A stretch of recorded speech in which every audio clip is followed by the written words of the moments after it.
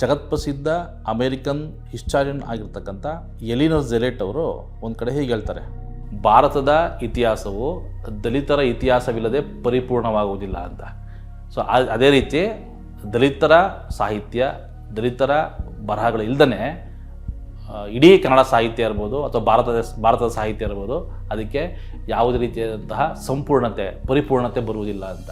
So ದಲಿತ ಸಾಹಿತ್ಯ ಇದ್ರೇ ಅದಕ್ಕೊಂದು ಪರಿಪೂರ್ಣತೆ ಇರುತ್ತೆ. ಆ ಕಾರಣಕ್ಕೋಸ್ಕರ ನನ್ನನ್ನು ನಾನು ದಲಿತ ಬರಹಗಾರ ಅಂತ ಹೇಳ್ಕೊಳ್ಳೋದಕ್ಕೆ ಹೆಮ್ಮೆ ಪಡ್ತೀನಿ.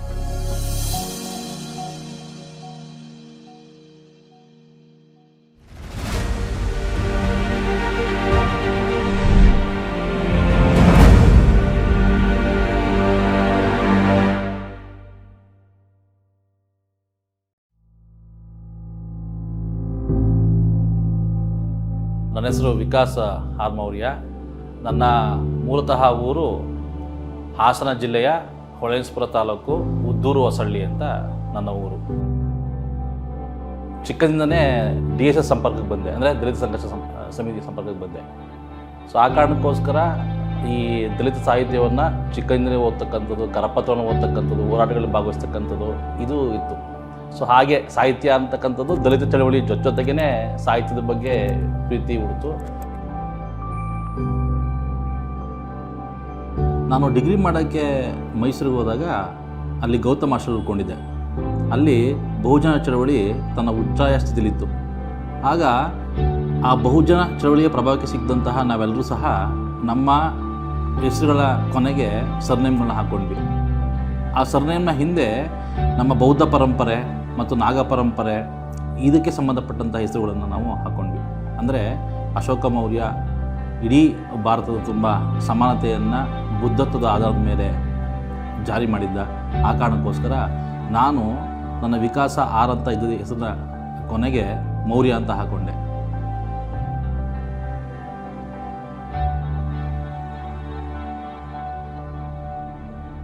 ಎರಡು 2005ಕ್ಕೆ ಅಪಾಯಿಂಟ್ ಆಯಿತು. ಬಳ್ಳಾರಿಯ ಸಂಡೂರಿನ ಸ್ವಾಮಿಹಳ್ಳಿಯಲ್ಲಿ ಹೈಸ್ಕೂಲ್ ಟೀಚರಾಗಿ ಗಣಿತ ಪಾಠ ಮಾಡಿದೆ. ಅಲ್ಲಿ ಫಸ್ಟೇ ನನಗೆ ಕ್ವಶನ್ ಬಂದಿದೆ, ಏನಪ್ಪ ನೀವು ಯಾವ ಜನ ಅಂತ. ಸೊ ಅಲ್ಲಿ ತನಕ ಕೂಡ ನಾನು ಡೆಪ್ತಾಗಿ ನನ್ನ ಜಾತಿ ಬಗ್ಗೆ ತಿಳ್ಕೊಳಕ್ಕೆ ನಮ್ಗೆ ಹೋಗಿರಲಿಲ್ಲ. ಅಲ್ಲಿ ನನಗೆ ಢಾಳ ಗೊತ್ತಾಯಿತು. ಅಂದರೆ ಎದ್ದು ಕಾಣ್ತಾ ಹಸಿಯಾಗಿ ಅಸ್ಪೃಶ್ಯತೆ ಇತ್ತು, ಕಟಿಂಗ್ ಮಾಡ್ಕೊಳ್ಳೋಕ್ಕೆ ಆಗ್ತಾ ಇರಲಿಲ್ಲ, ಬೇರೆ ಕಡೆ ಹೋಗ್ಬೇಕಿತ್ತು, ದೇವಸ್ಥಾನಗಳಿಗೆ ಪ್ರವೇಶವೇ ಇರ್ತಾ ಇರಲಿಲ್ಲ. ಸೊ ಹಾಗೆ ಹಲವಾರು ನನ್ನ ಕಥೆಗಳು, ನಾನು ಪಡ್ಕೊಂಡಂಥ ಅನುಭವಗಳನ್ನೇ ನಾನಲ್ಲಿ ವ್ಯಕ್ತಪಡಿಸೋದಕ್ಕೆ ಮತ್ತು ಕಥೆ ಹಾಕಿಸೋದಕ್ಕೆ ಪ್ರಯತ್ನ ಪಟ್ಟಿದ್ದೀನಿ. ಅಂಬೇಡ್ಕರರು ಅಂದೇ ಹೇಳಿದ್ದರು, ಸ್ಪೃಶ್ಯರು ಒಂದು ಹೆಜ್ಜೆ ಹಿಂದೆ ಬಂದು ಅಸ್ಪೃಶ್ಯರು ಒಂದು ಹೆಜ್ಜೆ ಮುಂದೆ ಬಂದರೆ ತಾನೇ ಅವರಿಬ್ಬರ ನಡುವಿನ ಅಂತರ ಕಡಿಮೆಯಾಗುವುದು ಎಂದು. ಆದರೆ ಈ ನೆಲದ ಸವರ್ಣೀಯ ಮನಸ್ಸುಗಳಿಗೆ ಹಿಡಿದಿರುವ ರೋಗವನ್ನು ಹೇಗೆ ಗುಣಪಡಿಸುವುದು? ಅವರು ಪದೇ ಪದೇ ಇಂತಹ ಕುಕೃತ್ಯಗಳಿಂದ ಸಾರಿ ಹೇಳುತ್ತಿದ್ದಾರೆ, ನೀವು ನಮ್ಮವರಲ್ಲ, ಈ ದೇಶದವರಲ್ಲ ಎಂದು.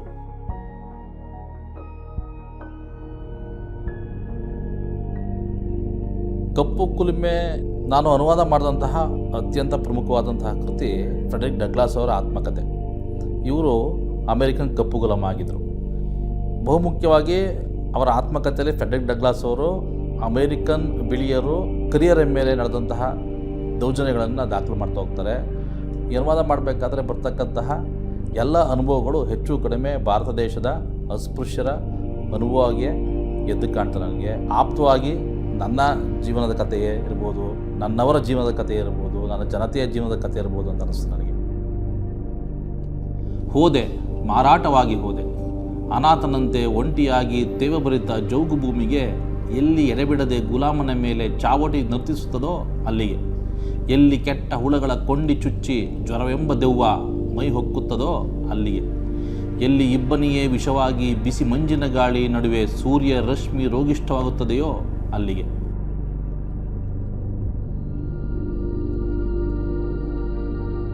ಸಾವಿತ್ರಿ ಬಾಯಿ ಫುಲೆ ಮತ್ತು ನಾನು ಅಂತ ಅಂದ್ಬಿಟ್ಟು ಸಂಗೀತಾ ಮುಳೆಯವ್ರದ್ದು ಒಂದು ಕೃತಿ ಇದೆ ಇಂಗ್ಲೀಷಲ್ಲಿ. ಆ ಕೃತಿಯನ್ನು ಕನ್ನಡಕ್ಕೆ ತರೋದ್ರಲ್ಲಿ ಮೇಯ್ನಾಗಿ ಬರ್ತಿದ್ದು ನನ್ನ ಸಂಗಾತಿ ಕೆಸ್ತಾರನೇ, ನಾನು ಸಹಾಯ ಮಾಡಿದೆ.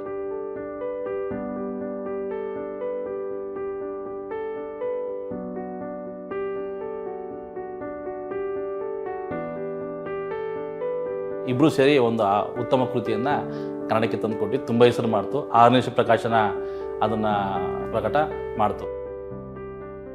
ಜ್ಯೋತಿಬಾ ತಮ್ಮ ಚಿಕ್ಕ ವಯಸ್ಸಿನಲ್ಲೇ ಈ ಅನ್ಯಾಯಗಳ ಬಗ್ಗೆ ಯೋಚಿಸುತ್ತಿದ್ದರೆಂದು ನನಗೆ ತಿಳಿಸಿದರು.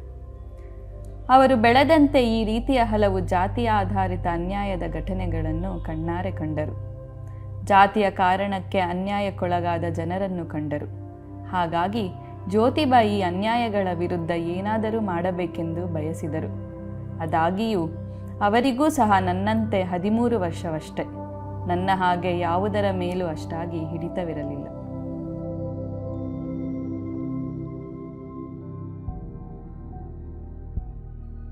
ಕೋಲಾರದಲ್ಲಿ ಕಳೆದ 5 ತಿಂಗಳಲ್ಲಿ 3 ಮರ್ಯಾದೆ ಗೇಡು ಹತ್ಯೆಗಳಾಗಿದೆ. ಹಾನರ್ ಕಿಲ್ಲಿಂಗ್ ಅಂತ ಕರ್ಕೋತಾರೆ ನಾಚಿಕೆ ಗೇಡು ಸತ್ಯಗಳು. ಜಾತಿಗೋಸ್ಕರ ಹೆತ್ತ ಮಗಳನ್ನ ಕೊಳ್ತಕ್ಕಂಥದ್ದು ಯಾವ ರೀತಿ ಮರ್ಯಾದೆ ಅಂತ ನಾವು ಅದನ್ನು ಕರಿತೀವೋ ನನಗಂತೂ ಅದ್ರ ಅರ್ಥನೇ ಆಗಲ್ಲ. ಅದು ಅಂದರೆ ಈ ರೀತಿ ವಿಚಾರಗಳು ತುಂಬ ಕಾಡಿವೆ ನನಗೆ. ಜೊತೆಗೆ ಎಷ್ಟು ವಿಚಾರ ನಮ್ಗೆ ಗೊತ್ತಿಲ್ಲ. ತಮಿಳ್ನಾಡಲ್ಲಿ ಒಂದು ಪದ್ಧತಿ ಜಾರಿಯಲ್ಲಿತ್ತು, ಹೆಚ್ಚು ಕಡಿಮೆ ಈಗಲೂ ಇರುತ್ತೆ ಅಂತ ಅನ್ಕೋತೀನಿ ನಾನು. ಅಲ್ಲಿ ದಲಿತರು ಗಂಡು ನಾಯಿ ಸಾಕಂಗಿಲ್ಲ. ದಲಿತರು ಅಂದರೆ ಯಾರಂತ ಗೊತ್ತೇನಿಲ್ಲ.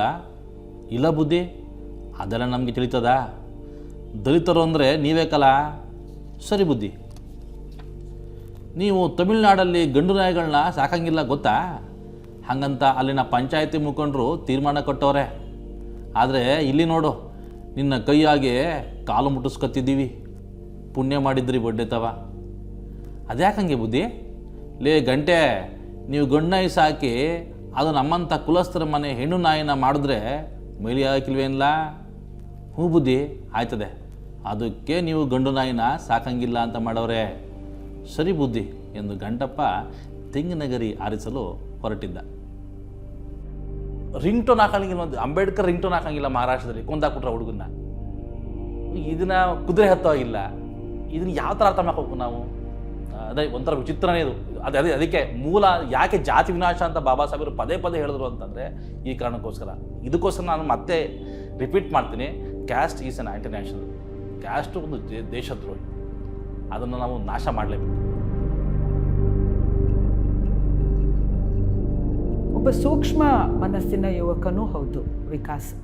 ಅದು ಬಹುಶಃ ಅವನ ಪದ್ಯಗಳನ್ನು ನೋಡಿದ್ರೆ ಗೊತ್ತಾಗುತ್ತೆ.